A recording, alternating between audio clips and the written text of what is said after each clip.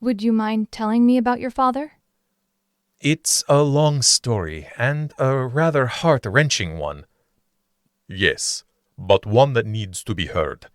It is my story, after all. A voice bellowed from behind him. Amanda jumped at the sheer volume. She thought they were alone. Amanda couldn't get the word to escape her throat. When she turned to find its source, she stared into the face of the infamous Vlad Tepes, Dracula himself. My God, I can't believe it.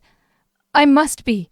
Her body began to quake, more from excitement than from fear. The man she read more about than any other monster in history now stood in the same room with her, peering into her eyes, speaking to her. Monster or not, he was somewhat of a fascination, like some morbid dream of hers come true. Vlad couldn't miss the surprise in her eyes when he crossed the room to her, lifting her hand and bringing it to his lips. It's truly a pleasure to meet you, my lady. Allow me to introduce myself. Vlad Tepes, at your service, he said as he bowed low before her.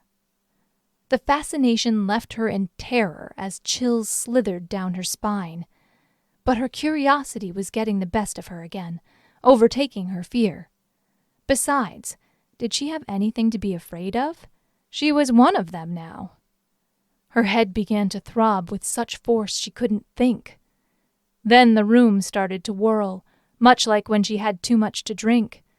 Minya held her in his arms. Before she knew it, she was falling. She liked having his arms around her. She felt safe in them, which had to mean she'd gone utterly mad. He was a vampire, after all. What is happening to me? Just as she lost consciousness, she heard Minya's voice from miles away, even though his mouth was only inches from her ear. You need blood, my lady.